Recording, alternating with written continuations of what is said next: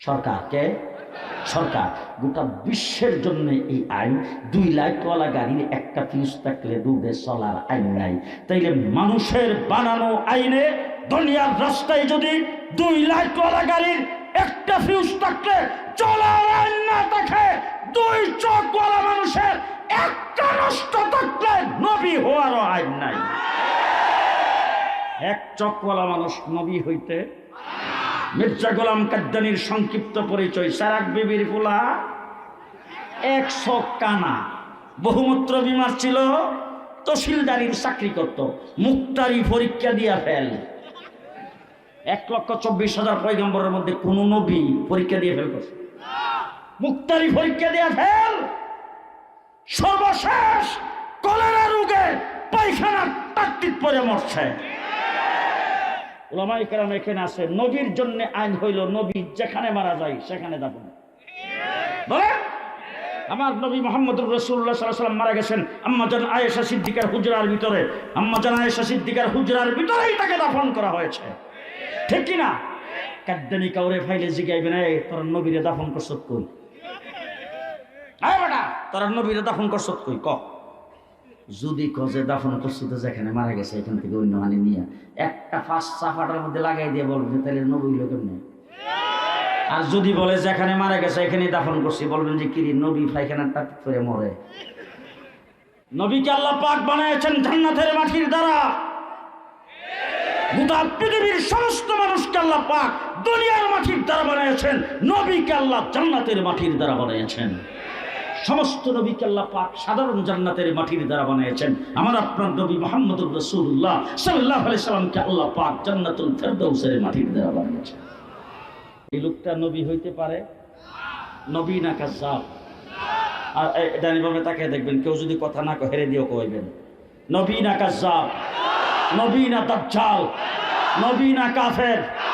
আরো জোরে, আরো জোরে, আরো জোরে পরিষ্কার ভাষায় বলতে চাই, আমার নবীর পরে কোন ব্যক্তি নবী দাবি করবে, তাকে যদি কেউ সমর্থন করে, তার দলভুক্ত যদি কেউ হয়, তার উপর যদি কোন ব্যক্তি ঈমান আনে, সেই ব্যক্তি বিনা দলিলে কাফের। দলিল লাগবে না, দলিল ছাড়া।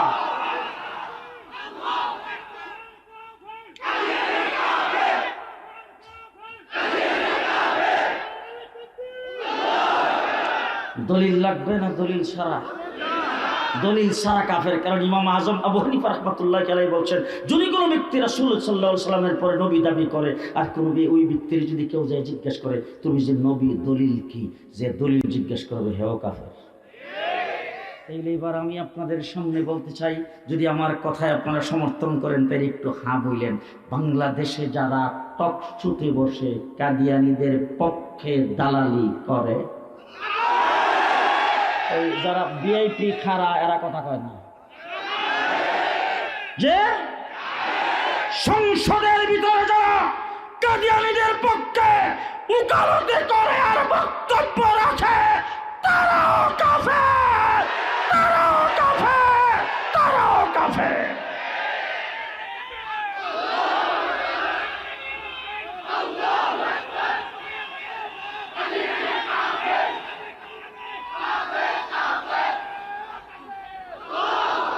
আমার নবীর দুশ্মন কাদিয়ানী সম্প্রদায় আমার বাংলাদেশে হিন্দু প্রধান বিচারপতি হয়েছে। আমরা কোনদিন তার বিরুদ্ধে মিছিল করেছি? সরঞ্জিত সেনগুপ্ত মন্ত্রী হয়েছে, আমরা তার বিরুদ্ধে কোনদিন কথা বলেছি? আরো জোরে বলেন।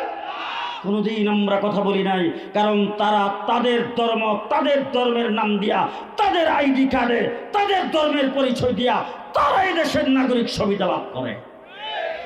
তবে বাংলাদেশের নাগরিক সুবিধা লাভ করে এই দেশের মুসলমানদের নিরবতায় যারা মসজিদকে নিয়ে তুচ্ছ তাচ্ছিল্য করে, নামাজকে নিয়ে তুচ্ছ তাচ্ছিল্য করে, তাদের ব্যাপারে কোনো সাথ দেওয়া যাবে না। মৃণাল কান্তি রায় সংসদ সদস্য পদপ্রার্থী হয়েছেন। পরিষ্কার ভাষায় বলতে চাই, মসজিদ আর নামাজকে নিয়ে কটূক্তি করেছেন, ক্ষমার যোগ্য অপরাধ করেছেন। ৯০-৯২% মুসলমান অন্তরে আগুন বহিষ্কার করতে হবে, তার সদস্যপদ বাতিল করতে হবে। আমার বন্ধুগণ, বাংলাদেশে ৯৯% মুসলমানের দেশে কাদিয়ানি এই দেশে বসবাস করবে, মুসলমান নাম দিয়া পারবে না। একমত? একমত? হিন্দু, বৌদ্ধ, খ্রিস্টান বাংলাদেশে যেরকম নাগরিক সুবিধা ভোগ করে বসবাস করে, ঠিক তেমনি করে অমুসলিম সংখ্যালঘু হিসাবে কাদিয়ানিরা বসবাস করবে। আমাদের কোনো আপত্তি নয়, যতদিন পর্যন্ত সরকার সংসদে বিল পাস না করে, বিল পাস করে তাদেরকে মুসলিম ঘোষণা না করবে, আমাদের আন্দোলন চলতেই থাকবে, চলতেই থাকবে, চলতেই থাকবে। কাদিয়ানীদেরকে কাফের ঘোষণা করা হোক। কে কে রাজি আছেন? হাত তুলে দেখান। আল্লাহ কবুল মঞ্জুর করুক। সকলে বলেন আমিন, আর আসরে বলেন আমিন। মুহাম্মদুর রাসূলুল্লাহ সাল্লাল্লাহু আলাইহি ওয়াসাল্লামের সময়ে শক্তিশালী আবু জাহেল বাহিনী রাসূল সাল্লাল্লাহু আলাইহি ওয়াসাল্লামের দিন থেকে হুজুরকে সরানো দূরের কথা, সাহাবায়ে সাহাবায়ে কেরামকে সরাতে পারে নাই, ইসলামকে তারা শেষ করতে পারে নাই। হুজুর আকরাম সাল্লাল্লাহু আলাইহি ওয়াসাল্লাম দুনিয়া থেকে বিদায় হয়েছেন, ১৬ লক্ষ সাহাবীর সামনে আল ইয়াউমা আকমালতু লাকুম দীনাকুম আয়াত নাযিল হয়েছে, ইসলাম কমপ্লিট ঘোষণা হয়েছে, আল্লাহ রাসূলের মিশন শেষ হয়েছে, রাসূল দুনিয়া থেকে চলে গেছেন। আজকে গোটা পৃথিবীতে ইসলামের জয় জয়কার অবস্থা। আমেরিকা রিপোর্ট দিয়েছে, গরিব কাঠটিওয়ালাদের দাওয়াতে ৩২ লক্ষ মানুষ ইসলাম কবুল করেছেন।